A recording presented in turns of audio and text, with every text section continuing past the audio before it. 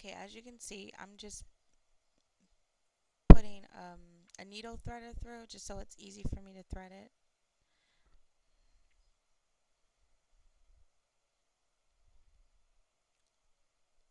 Kind of hard to pull it through, but okay, so now the thread is through the needle, and I'm just going to match the ends up. And I do this because I don't knot the ends just because I tried it when I first did this and it didn't work, so um, I just didn't knot the ends. And you won't have to worry about it unraveling, and you'll see when I put it through the first time. You'll see. Alright, so now I'm taking the clip and make sure that the comb is facing you.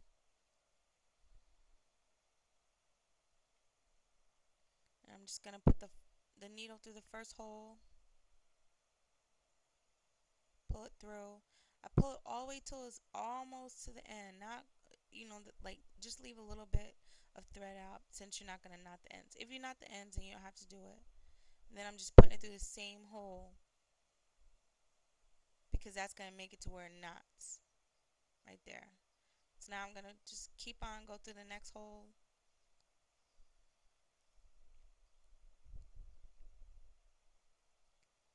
pull it tight, and then I go through the next. And I'm just gonna do the same all the way to the end.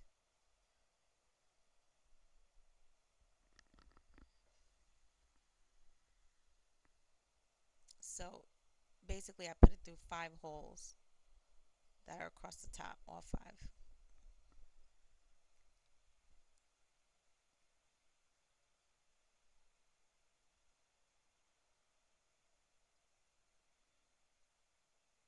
Alright, so now I'm just putting it through the same hole because I'm gonna go back from right to left and do the same thing again.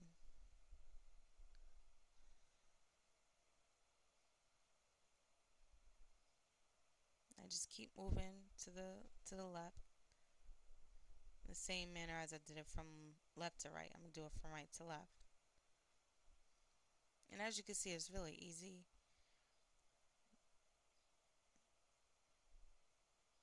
So I'm putting it through the last hole. And now what I do is I just take the needle and I put it through the thread that is on the, I guess if you want to say on the outside of the hole, and that's just going to knot it so I don't have to actually make a knot. It kind of knots on itself. That's just something I learned from just basic sewing class. Nothing advanced. And now I just cut the remaining thread off. And as you can see, it's tight. I'm pulling it and it's not going anywhere. And just clean it up. If there's like extra thread hanging like longer, just clean it up a little bit, but not too low because you don't want to make it unravel. And there's the first clip. So now I move on to the one on the right. I'm only doing 2 on this one because it's not that wide. It's a short piece, so I'm only doing 2 clips on this one.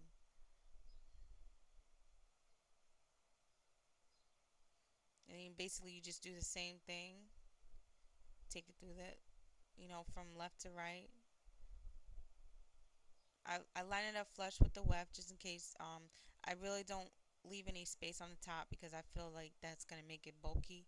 So I just put it flush with the top of the weft.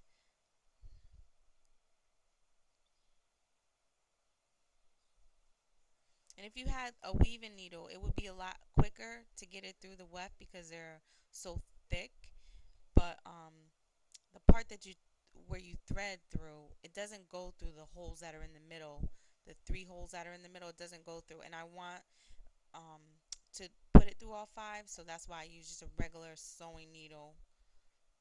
And as someone else said on the board, they said that they got a thicker needle, and they were able to do it. I don't know if it fits through the holes, all of the holes or not, but I just got what I had. I just used what I had.